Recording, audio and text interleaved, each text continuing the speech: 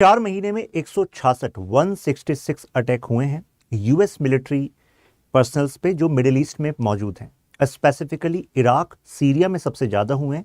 एक अटैक अभी 2 फरवरी की जो न्यूज़ जिसके बारे में ये वीडियो बनाई जा रही है वो जॉर्डन में हुआ है। इस वीडियो का पर्पस है कि इस एरिया की जियोपॉलिटिक्स को ज़रा समझें। जॉर्डन कहाँ से पिक्चर में आया और 2 फरवरी के बाद से 85 लोकेशंस पर टारगेट करना स्टार्ट कर दिया है यूएस ने। मिस्टर बाइडेन का कहना है कि अब समय और जगह हम चुनेंगे और उन्होंने कुछ फोर्सेस जो एक तरीके से जो ईरान की ही एस्पेनाज, फॉरेन एस्पेनाज और पैरामिलिट्री आर्म है, तो जो उनका इस्लामिक रिवोल्यूशनरी गार्ड है उसकी एक आर्म है कुद्स फोर्स। इससे पहले आपने शायद सुना हो जनरल सुलेमानी पर अटैक हुआ था, वो कुद्स फोर्स से ही के ही जनरल थे। फिर आपके दिमाग में आना चाहिए कि यार मिडिल ईस्ट की जो जियोपॉलिटिक्स है वो एक्चुअली वर्ल्ड की पॉलिटिक्स को तय कर रही है और इजराइल और गाजा वॉर ऑलरेडी चल ही रहा है। तो ऐसे में फिलहाल क्या चल रहा है और जो अभी ईरान को टारगेट करना स्टार्ट कर दिया है यूएस ने, क्योंकि अभी बाइडेन ने कहा कि जवाबी कार्रवाई तो होगी, क्योंकि अभी जो अटैक हुआ जॉर्डन में उसमें 3 यूएस जो पर्सनल्स हैं वो शहीद हो गए। तो क्या अब ये एस्केलेशन हो सकता है ईरान और फर्दर ये इजराइल कॉन्फ्लिक्ट का, और क्या क्या ऑप्शन हैं यूएसए के साथ? इस बात को समझने के लिए हम थोड़ा सा इतिहास में भी जाएंगे कि इससे पहले यूएसए ने क्या क्या किया है, राइट। तो रीसेंट अपडेट तो आपको पता है, राइट, जॉर्डन में ही हुआ है। तो थोड़ा लोकेशन को समझ लेते हैं, ठीक है। This is the location, yes. तो यहां पर जो आप देख रहे हैं वो इस्लामिक रेजिस्टेंस की एक एक्सेस कही जाती है, इसको कहा जाता है एक्सेस ऑफ रेजिस्टेंस, जिसको ईरान बैक कर रहा है। मतलब क्या हुआ? एक्सेस ऑफ रेजिस्टेंस का मतलब है कि ईरान के समर्थन वाले कुछ ग्रुप्स इस मिडिल ईस्ट में जो वेस्ट के अगेंस्ट यूनाइट हो रहे हैं। इराक में ऐसे 3 ग्रुप्स हैं। अभी एक चौथा ग्रुप भी इमर्ज हुआ है जिसने इसकी जिम्मेदारी ली है, जो जॉर्डन में हमला हुआ है। यहां पर इराक है और यहां जॉर्डन में यूएस के बेस हैं। अगर पूरे मिडिल ईस्ट में यूएस का सबसे ज्यादा मिलिट्री एड किसी देश को मिल रहा है प्रेजेंटली, वो जॉर्डन है। तो आप कहेंगे यार जॉर्डन को क्यों मिल रहा है? इंटरेस्टिंग बात है कि जॉर्डन एक समय पर इजराइल के खिलाफ था, लेकिन आज जॉर्डन को मैनेज किसने किया हुआ है? यूएस ने किया हुआ है। तो यूएस सबसे ज्यादा मिलिट्री एड जॉर्डन को क्यों दे रहा है? क्योंकि इसके पीछे रीजन है इसका लोकेशन और यूएस के अपने इंटरेस्ट। जरा देखिए जॉर्डन के इस साइड कौन है, वेस्टर्न साइड कौन है? इजराइल। तो इजराइल को सुरक्षा देनी है यूएस को। अच्छा, इसके ईस्टर्न साइड कौन है? सऊदी अरब। तो सऊदी अरब ट्रेडिशनल एलाय रहा है मिडिल ईस्ट में यूएस का। अच्छा, इसके नॉर्थ ईस्ट में कौन है? इराक। और इराक में यूएस के हैवी इन्वेस्टमेंट रहे जब इराक में इन्वेजन किया और सद्दाम हुसैन को हटाया, और उसके बाद से इराक जो है एक ट्रबलसम लोकेशन बनी हुई है यूएस के लिए, क्योंकि यहीं से ये 3 ग्रुप्स हैं जिनको ईरान से पैसा जा रहा है। ईरान की कुछ फोर्सेस जो एक तरीके से फॉरेन मिलिशियाज को ट्रेन कर रही हैं, पैसा दे रही हैं, वो इराक में मौजूद हैं, राइट। इससे पहले जो अटैक, जो जवाबी अटैक था जनरल सुलेमानी, वो भी यहीं पर हुआ था, राइट। तो यहीं से इराक से जॉर्डन में ये अटैक हुआ है। प्लस सन 2010 के बाद से जो पूरी खलबली है मिडिल ईस्ट की, उसका सेंटर पॉइंट ये सीरिया रहा है। सीरिया में बशर अल असद की सरकार, उससे पहले उनके फादर बाथ पार्टी। यूएस का कहना रहा है कि भाई यहाँ पर डेमोक्रेसी लाने की ज़रूरत है।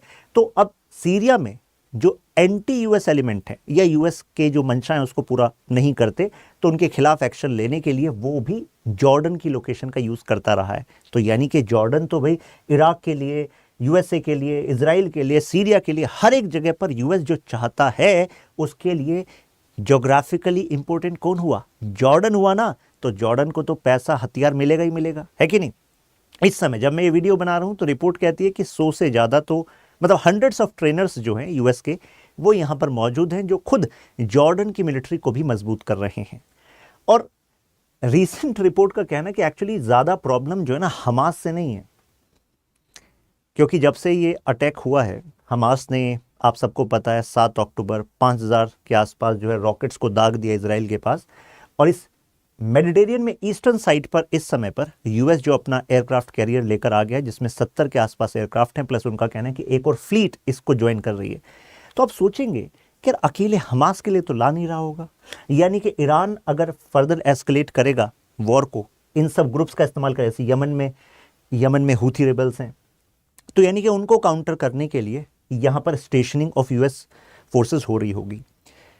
प्रेजेंट एनालिसिस के हिसाब से जो एक यूएस बेस्ड थिंक टैंक का है, उनका कहना है कि ज़्यादा बड़ी प्रॉब्लम हमास नहीं, ज़्यादा बड़ी प्रॉब्लम हिजबुल्लाह है, और हिजबुल्लाह को न्यूट्रलाइज करने के लिए यूएस को फायर अटैक करने पड़ेंगे, मतलब बेसिकली एयर पावर का इस्तेमाल करना पड़ेगा लेबनान में, राइट। तो आप कहेंगे तो इस सब में ईरान कहाँ है? अरे भाई सब बताया तो आपको, ये एक्सिस ऑफ रेजिस्टेंस का लीडर कौन है? ईरान है।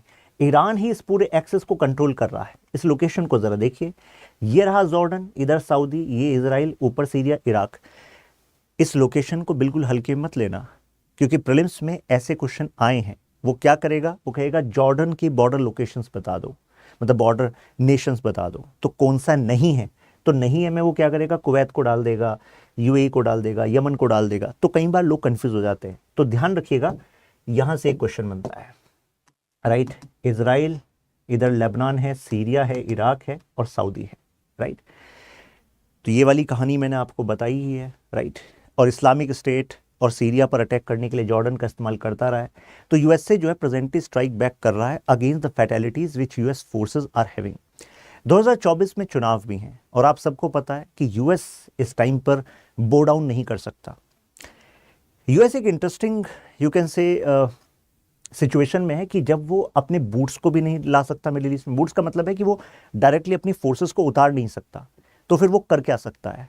वो अपने समुद्री जो मतलब नेवल यू कैन से एयरक्राफ्ट कैरियर की फ्लीट है, वहां से अटैक कर सकता है, या एयर पावर का इस्तेमाल कर सकता है।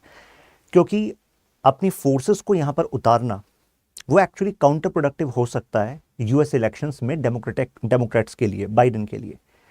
तो आप कहेंगे कि मतलब क्या इजराइल को जरूरत भी है यूएस की? तो वो अभी आपको पता लगेगा।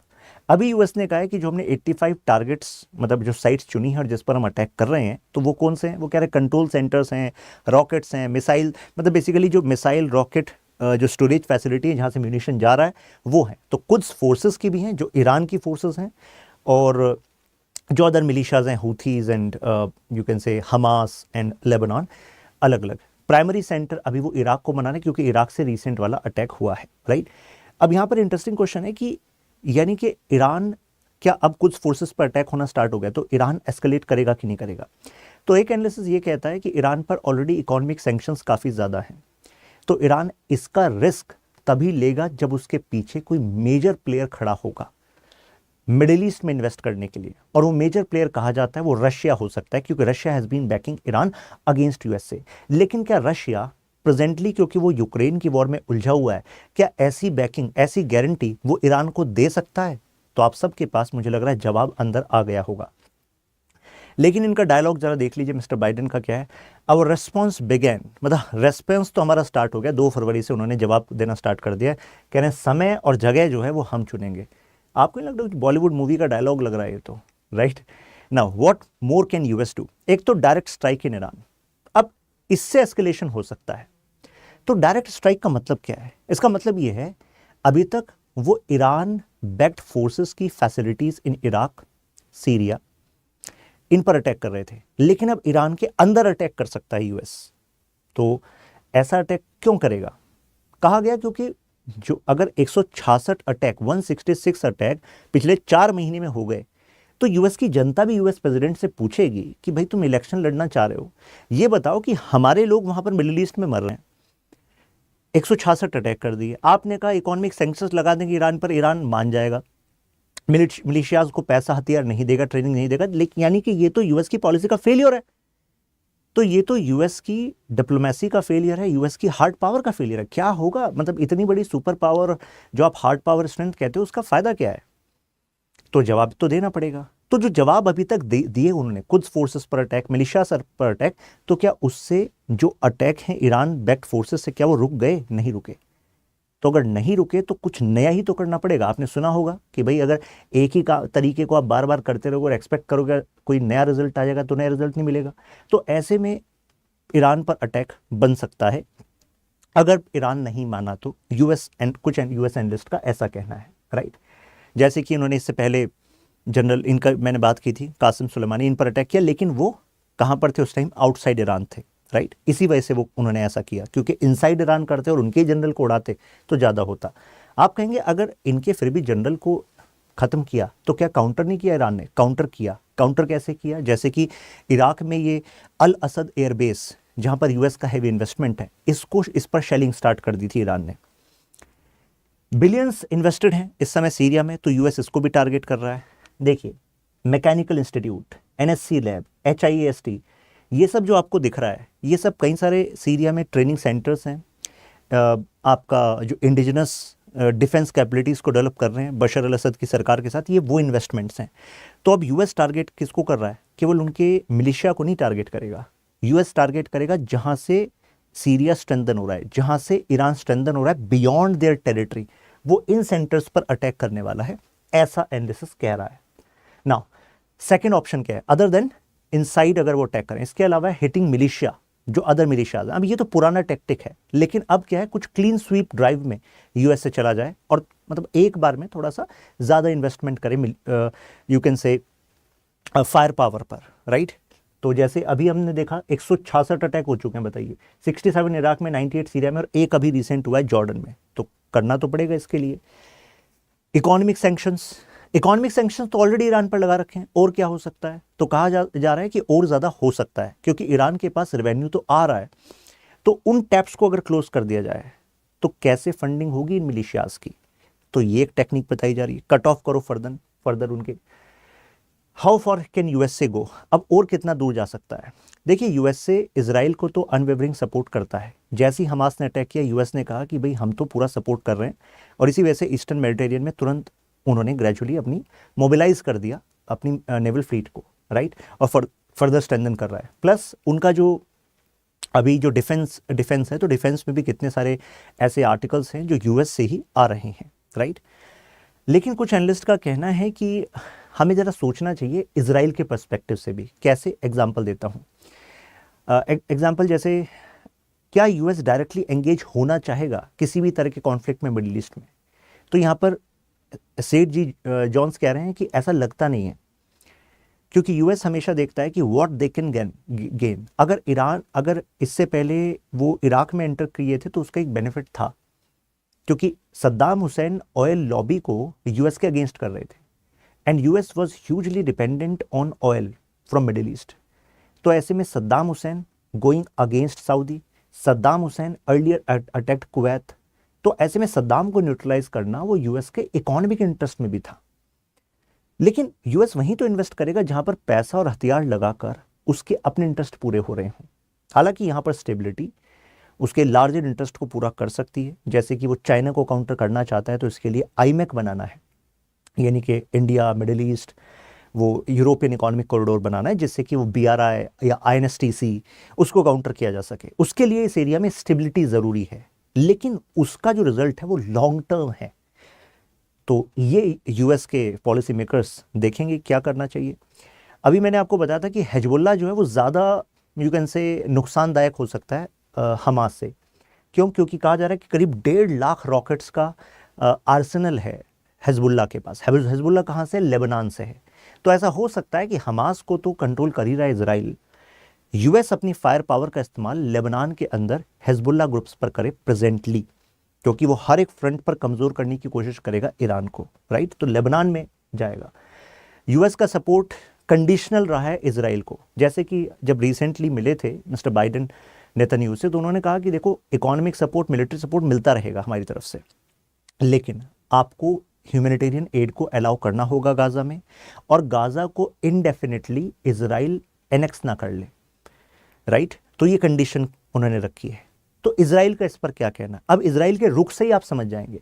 इजराइल ने कहा है specifically they don't need any kind of military backing from US as of now. मतलब वो ऐसे रिजेक्ट भी नहीं कर रहे, लेकिन वो डिमांड भी नहीं कर रहे, right.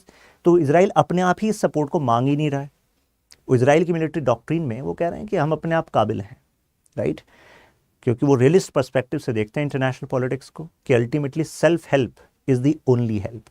If they remain dependent on US, then other powers around will think, oh, Israel, you are dependent on US. So US, Israel don't want to project that, right? तो कंक्लूजन के तौर पे हम ये कह सकते हैं कि US क्लियरली मतलब वही प्रोजेक्शन दे रहा है कि इजराइल को तो सपोर्ट करना ही है, ईरान को न्यूट्रलाइज करना है, not just for Israel, Iran को न्यूट्रलाइज करना है for larger interest of US, right. तो यूएस जो है डायरेक्टली इंटरवीन करेगा या नहीं करेगा ये डिपेंड करता है अब इसके बाद क्या होगा, क्योंकि 85 जो टारगेट्स हैं उसको जो जब वो स्ट्राइक करेंगे, कुछ फोर्सेस पे स्ट्राइक करेंगे, उसके बाद भी अगर एस्केलेट करता है ईरान तो शायद इंटरनल कुछ ना, या तो इकोनॉमिक सैंक्शंस को फर्दर बढ़ाया जाएगा या फिर इंटरनल कुछ ऐसी जगह होंगी जहां से म्यूनिशंस जो हैं उन्हें प्रूफ मिलेगा कि वो यूएस के अगेंस्ट यूज़ किए जा रहे हैं, तो उस पर अटैक करेंगे। फिर ईरान के रेस्पॉन्स पे डिपेंड करता है कि ईरान इसको कैसे एस्केलेट करेगा। लेकिन अपने आप में बड़ा इंटरेस्टिंग बात है क्योंकि रिसेंट एपेक समिट जो हुई थी उसमें यूएस प्रेसिडेंट बाइडेन जो है शी जिनपिंग से कह रहे थे कि China should actually talk to Iran कि कैसे वो बैलेंस रखे ईरान अपने आप को और वो फर्दर एस्केलेट ना करे। मतलब इजराइल और हमास के बीच में जो मामला है उसको ऐसा ना करे कि ये मल्टीनेशनल एंगेजमेंट वाला वॉर बन जाए, पूरा मिडिल ईस्ट तहस नहस ना हो। और दूसरी तरफ अभी उन्हें काउंटर करना ही पड़ेगा क्योंकि भाई मिलिशियाज अटैक कर रहे हैं। तो अगर कहा जाए right a short note on geopolitical flux in middle east involving US Iran relations, तो क्या आप लिख देंगे? क्योंकि आपको पता है अब लोकेशन, जॉर्डन बेस, ईरान के साथ, इराक के साथ, हिजबुल्ला के साथ, हूथी के साथ क्या इशू है। ये पीडीएफ आपको यहाँ पर मिल जाएगी शशांक त्यागी फॉर यू टेलीग्राम ग्रुप पर। फिर मिलते हैं, ख्याल रखिए, जय हिंद।